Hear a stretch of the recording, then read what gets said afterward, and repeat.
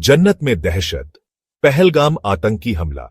जम्मू और कश्मीर के मशहूर टूरिस्ट प्लेस पहलगाम की खूबसूरती 22 अप्रैल 2025 को खून से लाल हो गई। आतंकवादियों ने घाटी के बीचों बीच हमला करके मौत और बर्बादी का मंजर छोड़ दिया। हथियारों से लैस आतंकवादियों का एक ग्रुप जंगलों से निकलकर खूबसूरत बैसरन वैली के एक टूरिस्ट रिसोर्ट पर हमला बोल दिया।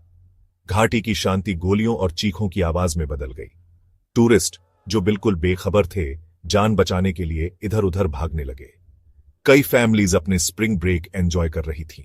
उन्हें कोई अंदाजा नहीं था कि इतना बड़ा खतरा मंडरा रहा है। आतंकवादियों ने बिना किसी रहम के गोलियां चलाईं। इस हमले के बाद का मंजर बहुत ही भयानक था।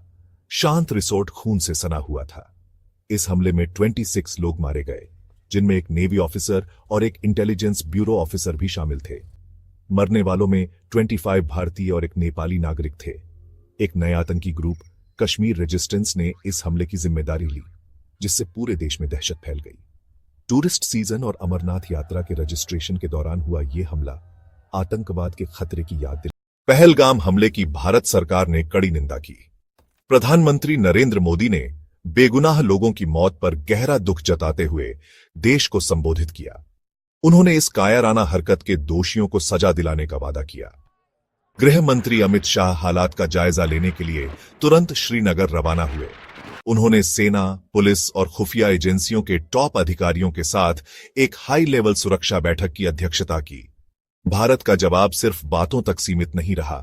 सरकार ने पाकिस्तान को अलग थलग करने के लिए कई कड़े कदम उठाने का ऐलान किया, जिसे भारत आतंकवादियों को पनाह देने के लिए जिम्मेदार मानता है। पाकिस्तान के साथ राजनयिक संबंधों को तुरंत कम कर दिया गया और पानी के बंटवारे पर हुए एक लंबे समझौते सिंधु जल संधि को निलंबित कर दिया गया।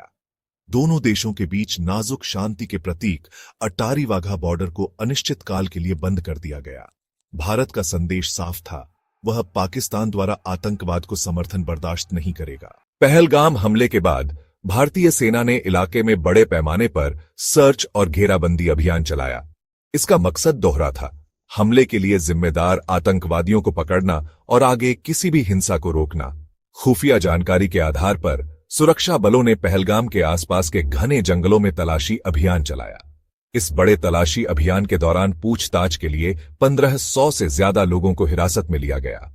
सुरक्षा को मजबूत करने और भविष्य में होने वाले हमलों को रोकने के लिए सरकार ने इस क्षेत्र में सुरक्षा बढ़ाने की योजना की घोषणा की। इसमें अतिरिक्त सैनिकों की तैनाती, नए सुरक्षा चौकियों की स्थापना और एडवांस्ड सर्विलांस टेक्नोलॉजी का इस्तेमाल शामिल था। सरकार कश्मीर में रहने वालों और टूरिस्ट दोनों की सुरक्षा सुनिश्चित करने के लिए प्रतिबद्ध थी। पहलगाम आतंकी हमले पर अंतर्राष्ट्रीय समुदाय ने सदमे और गुस्से के साथ प्रतिक्रिया दी। संयुक्त राष्ट्र सुरक्षा परिषद ने इस हमले की कड़ी निंदा करते हुए इसे आतंकवाद का एक जघन्य और कायराना कृत्य बताया। कई देशों ने भारत के साथ एकजुटता दिखाई और पीड़ितों के परिवारों के प्रति संवेदना व्यक्त की। अमेरिकी राष्ट्रपति डोनाल्ड ट्रंप ने प्रधानमंत्री मोदी के साथ फोन पर बातचीत में गहरी संवेदना व्यक्त की और आतंकवाद के खिलाफ लड़ाई में अमेरिका का पूरा समर्थन देने की पेशकश की। रूसी राष्ट्रपति व्लादिमीर पुतिन ने भी इस हमले की निंदा करते हुए इसे एक बर्बर कृत्य बताया और आतंकवाद से निपटने के लिए संयुक्त प्रयासों की आवश्यकता पर जोर दिया। फ्रांस, जर्मनी, यूनाइटेड किंगडम और इजराइल सहित दुनिया भर के नेताओं ने इस हमले की निंदा की और भारत को अपना समर्थन दिया। दुनिया भर से मिली सहानुभूति और एकजुटता ने इस बात को रेखांकित किया कि आतंकवाद दुनिया के लिए एक साझा खतरा है।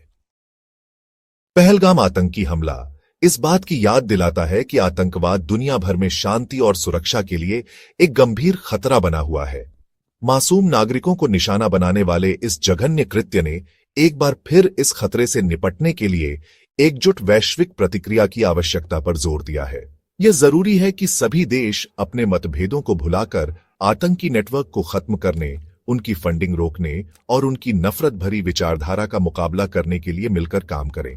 आतंकवाद के दोषियों को सजा दिलाने और दुनिया को डर और हिंसा से मुक्त बनाने के अपने संकल्प में अंतर्राष्ट्रीय समुदाय को एकजुट होना चाहिए। आतंकवाद के खिलाफ लड़ाई सिर्फ सरकारों और सुरक्षा बलों की जिम्मेदारी नहीं है, इसके लिए समाज के सभी वर्गों की सक्रिय भागीदारी की आवश्यकता है। हमें सतर्क रहना होगा, सहिष्णुता और समझ को बढ़ावा देना होगा और सभी के लिए एक और शांतिपूर्ण और न्यायपूर्ण दुनिया बनाने के लिए मिलकर काम करना होगा। ऐसी स्थिति में मैं आपसे चैनल को सब्सक्राइब करने के लिए नहीं कहूंगा, पर आपसे इतना कहूंगा कि इस वीडियो को ज्यादा से ज्यादा शेयर करें ताकि लोगों को इसके बारे में पता चले। वीडियो को लाइक करें या न करें, पर शेयर जरूर करें।